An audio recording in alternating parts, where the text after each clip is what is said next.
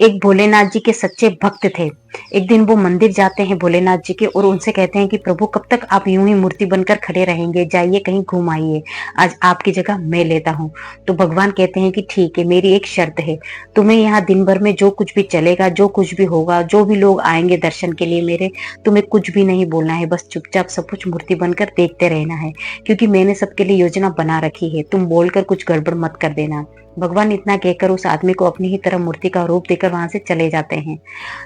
मंदिर में एक आदमी आता है दर्शन करने के लिए, वो दर्शन करता है और जा रहा होता है तो उसका पर्स गिर जाता है। तो वो जो भक्त है वो देख रहा होता है लेकिन वो कुछ नहीं बोलता है।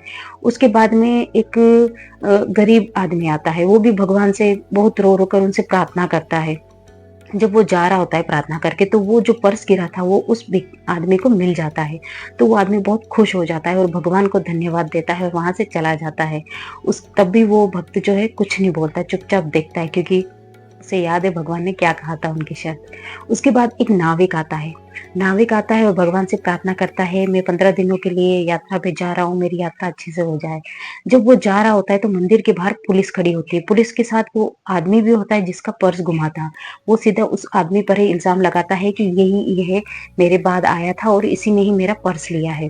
तो जो भक्त था तब वो बोल पड़ता है और आकर बताता है कि नहीं, चोर ये नहीं है, चोर वो गरीब आदमी है जो इनका पर्स लेकर भागा है, मैंने अपनी आंखों से देखा है, आप उसे जाकर पकड़िए। तो पुलिस उसे जाकर पकड़ती है और जेल में डाल देती है। जब शाम को भोलेनाथ जी वापस आते हैं तो वो भक्त जो है उन्हें सारी बात बताता है। तब भोलेनाथ जी कहते हैं कि ये तुमने क्या किया, मैंने तुम्हें कहा था कि तुम्हें कुछ नहीं बोलना है, चुपचाप बस देखना है, मैंने सबके लिए योजना बना रखी है, तुमने सब गड़बड़ कर दी है। जिस आदमी का पर्स गिरा था वो आदमी बहुत पैसे वाला था, उसे कोई फर्क नहीं पड़ता। और जो गरीब आदमी था जिसे पर्स मिला था, वो उसका परिवार 4-5 दिनों से भूखा था, उन पैसों से उनको खाना नसीब होता, लेकिन तुमने उसे जेल भिजवा दिया।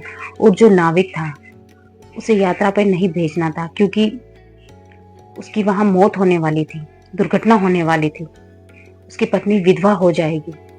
तुमने ये क्या किया। फ्रेंड्स, कहानी हमें बहुत बड़ी सीख देती है कि मतलब हमें ये विश्वास रखना है कि हमारे साथ जो भी होता है वो अच्छे के लिए ही होता है। अगर विश्वास रखेंगे तो हमें वो सही लगेगा। हमारी जिंदगी में अच्छा होता है तो हम भगवान को बहुत धन्यवाद देते हैं, खुश होते हैं। लेकिन जब कुछ ऐसा गलत हो जाता है जो हमें सही नहीं लगता है तो हम उसके लिए भगवान को दोष देने लगते हैं कि भगवान ये आपने हमारे साथ क्या किया। लेकिन वो सब उनकी योजना है, हमारे लिए योजना बनी हुई है और उसमें कोई गड़बड़